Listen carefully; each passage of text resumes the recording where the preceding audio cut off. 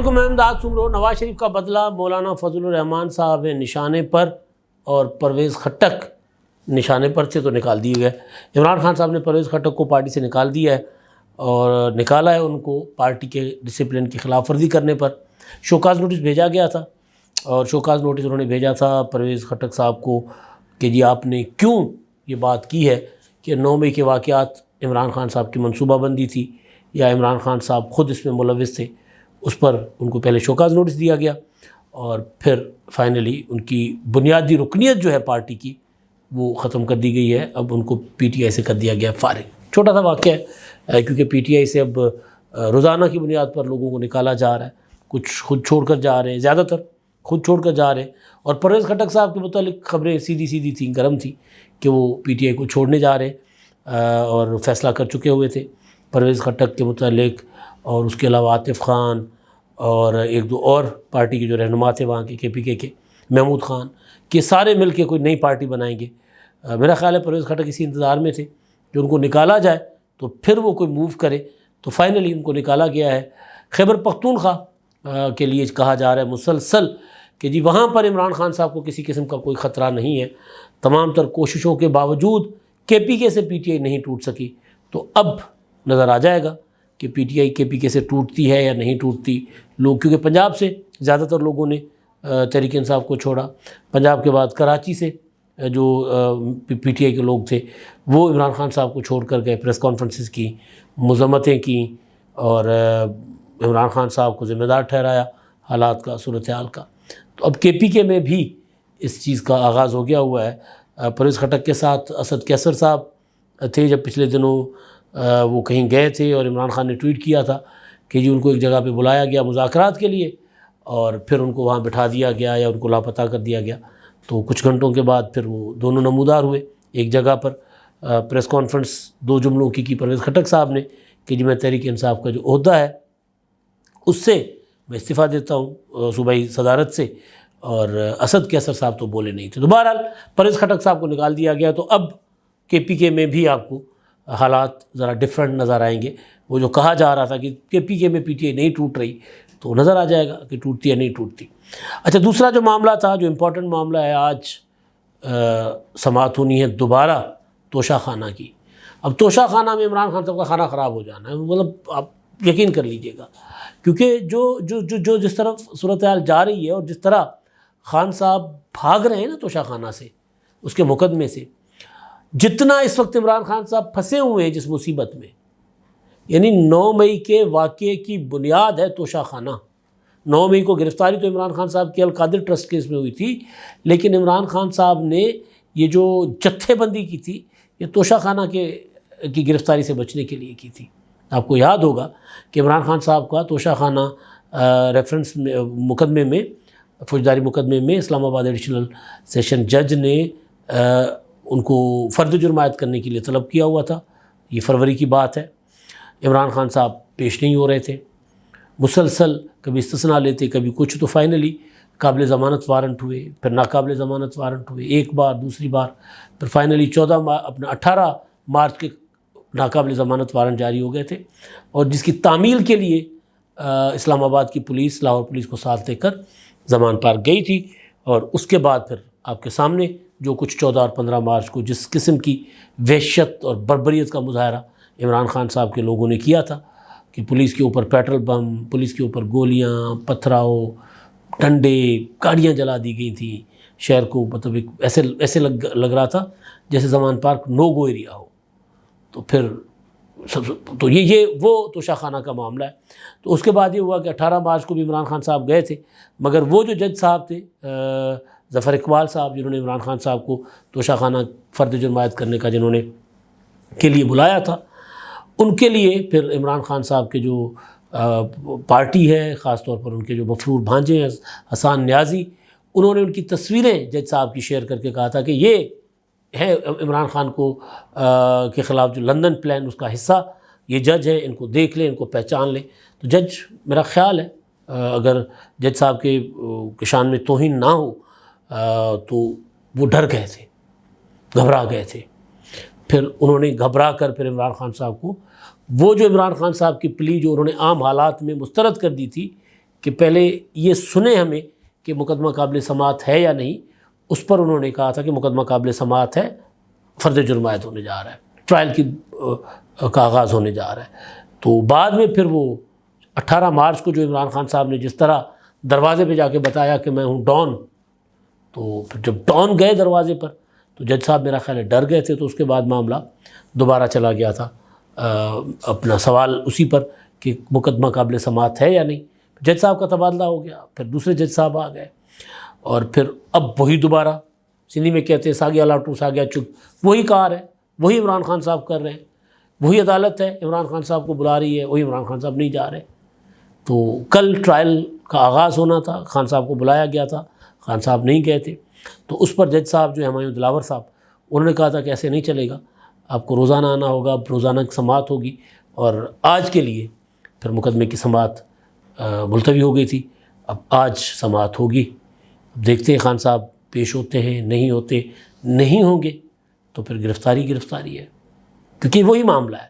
یہ وہی معاملہ ہے جو یعنی توشہ خانہ کا معاملہ، جس میں عمران خان صاحب کو اگر یقین ہوتا کہ ان کے بچنے کے 5-10% چانس ہیں تو عمران خان صاحب عدالت میں پیش ہونے کا چانس لیتے.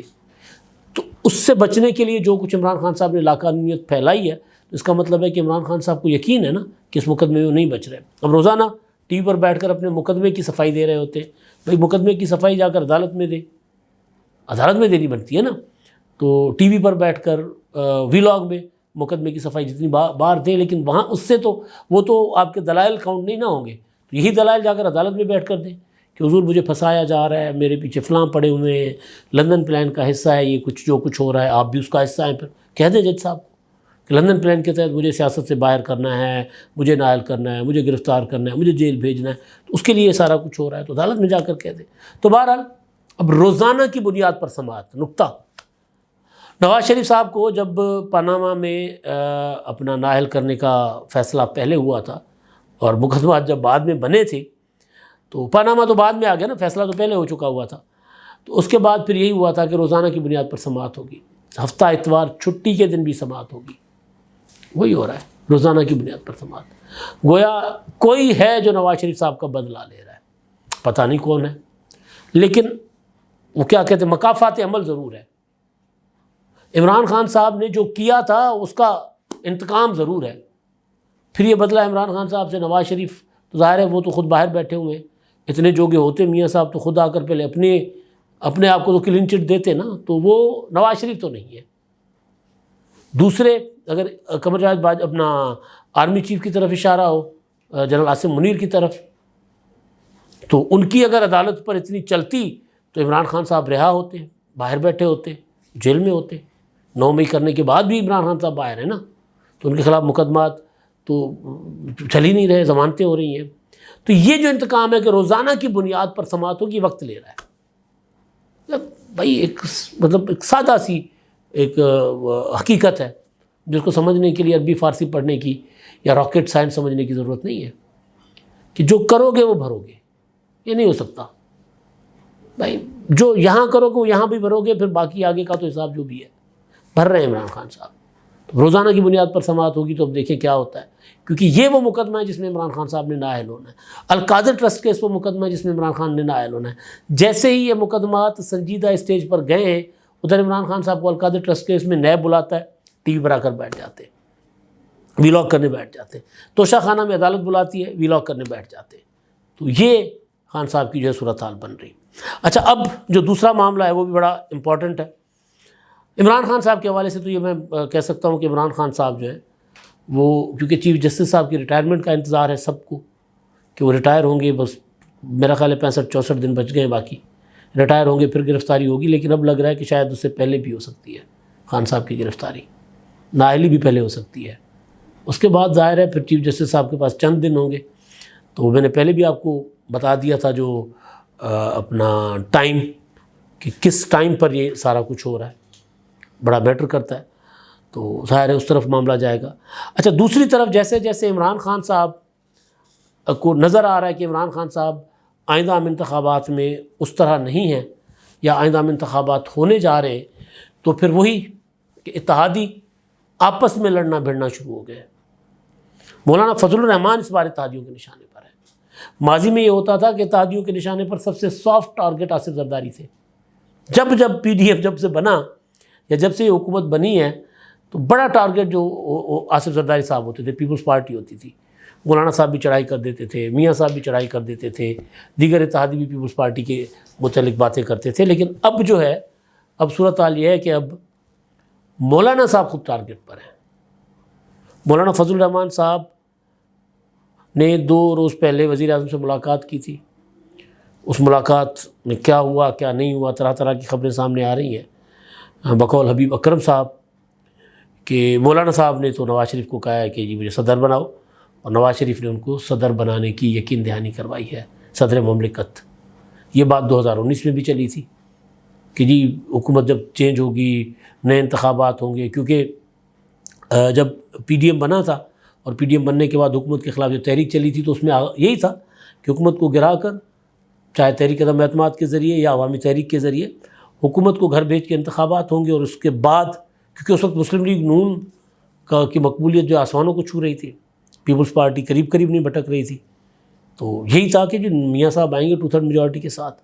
تو مولانا صاحب کے متعلق خبریں تھیں کہ نواز شریف صاحب نے وعدہ کیا ہے کہ مولانا صاحب تسی ساڈے بڑے اوکھے ویلے کم آئے ہو, برے وقت جب ہمارے لیے کوئی نہیں نکلتا تھا تو آپ نے جلسے نکالے, ریلیاں نکالی, یہاں تک کہ آپ نے لانگ مارچ کیا. اور اس لانگ مارچ کے نتیجے میں 2019 کے اس لانگ مارچ کے نتیجے میں پھر نواز شریف صاحب کو باہر جانے دیا گیا. اس لانگ مارچ کا اس وقت بھی میں کہتا تھا, اس لانگ مارچ کا مقصد ہی یہی تھا میاں صاحب کو باہر نکالنا. میاں صاحب کو باہر نکال دیا تھا مولانا صاحب نے, اور اچھا کام کیا تھا. تو اس وقت بھی خبریں یہی تھیں کہ مولانا صاحب نے صدارت مانگی ہے. لیکن اب صدارت والی باتیں تو اپنی جگہ, لیکن اس وقت جو کچھ ہو رہا ہے وہ بڑا ڈیفرنٹ ہے. مولانا فضل الرحمان صاحب نے لگوایا کے پی کے میں گورنر اپنے سمدھی غلام علی صاحب کو. ان کو گورنر لگنے کے بعد اور خاص طور پر جو عمران خان صاحب کی جب سر تے وجی اٹ تے عقل کم کرنا چڑھتا دے امکانہ فیصلہ کیا اور انہوں نے کے پی کے کی اور پنجاب کی اسمبلی توڑ دی, تو اس کے بعد وہاں نگران سیٹ اپ بنا. تو نگران سیٹ اپ بھی کہتے ہیں کہ جناب گورنر صاحب جو ہیں وہ چلا رہے ہیں بیٹھ کر. وہ جو اعظم خان ہے سی ایم ایویں ہی ہیں, بس مٹی کے مادو, بس بیٹھے رہتے اور فیصلے سارے جو کچھ ہو رہا ہے وہ گورنر کر رہے ہیں, یا مولانا فضل الرحمان صاحب کی جماعت کر رہی ہے, مولانا صاحب کے بھائی کر رہے ہیں, یہ فیصلے کر رہے ہیں. تو اس میں یہ ہو رہا ہے کہ ظاہر ہے مولانا صاحب اگر فل فلیج حکومت وہاں پر چلا رہے ہیں, ان کی جماعت چلا رہی ہے, تو پھر پیپلز پارٹی اتحادی ہے تو کیا ہوا, اپنا مسلم لیگ نون کے ساتھ کوئی بڑی انڈرسٹینڈنگ ہے تو کیا ہوا, اے این پی کے تو بالکل مولانا فضل الرحمان صاحب ایک لمحے کے لیے اچھا نہیں سمجھتے.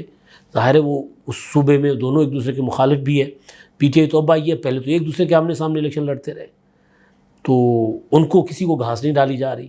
سارے چیخ رہے ہیں پچھلے 2-1 مہینوں سے مسلسل, کہہ رہے ہیں کہ جناب یہ تو گورنر جو ہے وہ اس کو ہٹائیں, یہ گورنر تو بڑا ظالم جابر گورنر ہے. یہ بات پہلے سب سے پہلے پیپلز پارٹی کی نگہت اورکزئی نے کی تھی, پھر این پی نے کر دی, اختیار ولی مسلم لیگ نون کے انہوں نے کی, پھر سب نے مل کر یہ آواز بلند کی. تو اب یہ جو ماحول بنا کہ گورنر کو ہٹاؤ, تو گورنر کو ہٹانے کے بعد تو پھر کے پی کے میں مولانا صاحب کے پاس کچھ نہیں بچتا نا. تو یہ جو مولانا فضل الرحمان صاحب نے راہ چلتے ہوئے دبئی کی ملاقاتیں جن کی آفیشیلی کوئی تصدیق ہی نہیں ہے, اندر کیا طے ہوا آفیشیلی کسی نے بتایا ہی نہیں ہے, مگر مولانا صاحب ناراض پھر رہے ہیں. تو یہ ناراضگی اچانک چلی ہے نا دبئی کی ملاقاتوں پر, وہ سیانے یہ کہہ رہے ہیں کہ وہ ناراضگی دراصل مولانا فضل الرحمان صاحب گورنر ہی بچانے کے لیے دکھا رہے ہیں. ان کو پتہ ہے کہ جی اگر میں اسی طرح چلتا رہا تو یہ میرے اوپر بہت بڑی چڑھائی کریں گے, شکار کریں گے, گورنر مجھ سے لے لیں گے, پھر انتخابات جو ہیں 2023 والے جو نومبر میں ہونے ابھی والے انتخابات, ان انتخابات میں پرابلم ہوگی. تو اس لیے پھر مولانا نے دبنگ قسم کا بیان دے دیا کہ جناب یہ آپ پاس میں دبئی میں بیٹھ کے سارا حلوہ خود کھا گئے اور مجھے پوچھا تک نہیں, آصف زرداری اور نواز شریف.